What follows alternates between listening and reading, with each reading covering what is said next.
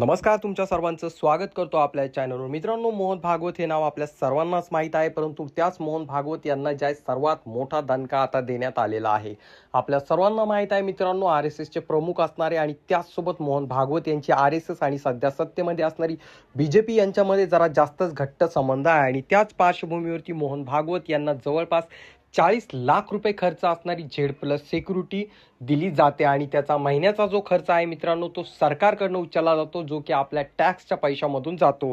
आणि याबाबत जे आहे मित्रांनो, बौद्ध समाज आणि त्याचसोबत संविधानवादी लोकांनी व आंबेडकरवाद्यांनी चांगलाच मोठा दणका जो आहे या ठिकाणी मोहन भागवत यांना देण्यात आलेला आहे. तर नेमकं काय घडलंय संपूर्ण माहिती आपण जाणून घेणार आहोत, परंतु तत्पूर्वी तुम्हा सर्वांना विनंती असेल, आपल्या चॅनलवरती जर तुम्ही नवीन असाल तर चॅनलला नक्कीच सबस्क्राईब करा.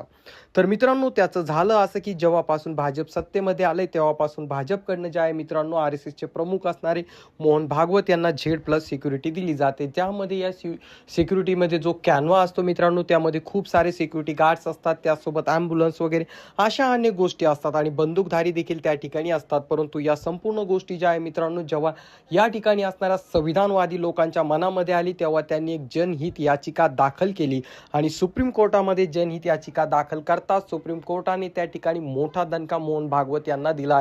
ते सांगितलं त्यांना देण्यात येणारी सर्वच्या सर्व सिक्युरिटी काढून घेण्यात यावी आणि सरकारला काय गरज आहे त्यांना सिक्युरिटी देण्याची, ते कुठल्या प्रकारचं सामाजिक कार्य करतात का किंवा काय करतात याबाबत प्रश्न विचारला. आणि जर मोहन भागवत सामाजिक कार्य करत असतील आणि त्यांची एखादी संघटना या ठिकाणी सामाजिक कार्य करते म्हणून त्यांना जर त्या ठिकाणी जे आहे मित्रांनो सिक्युरिटी दिली गेली असेल, तर भारतामधल्या प्रत्येक त्या संघटनेच्या प्रमुखाला Z+ सिक्युरिटी द्या जो सामाजिक काम करतो. मग त्याच्या संघटनेमध्ये 10 लोक असो किंवा 100 लोक असो, त्याला सिक्युरिटी देण्यात यावी, अशा प्रकारचे त्या ठिकाणी शब्द वापरत सुप्रीम कोर्टाने त्या ठिकाणी फटकारले सरकारला आणि त्याचसोबत त्या ठिकाणी जे आहे मोहन भागवत यांना दणका देण्याचं काम केलं.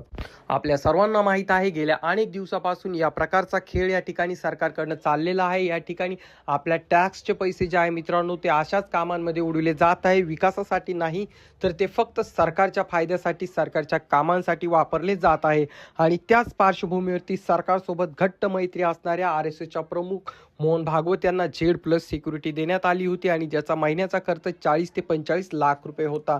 आणि हा खर्च जो आहे मित्रांनो, सरकार स्वतःच्या तिजोरीतून म्हणजेच आपल्या टॅक्सच्या पैशातून भरत होता. परंतु सुप्रीम कोर्टामध्ये याचिका गेल्यानंतर त्या ठिकाणी मोठा दणका त्या ठिकाणी देण्यात आलेला आहे आणि त्यांची सिक्युरिटी लवकरात लवकर काढून घ्या असा आदेश देण्यात आलेला आहे.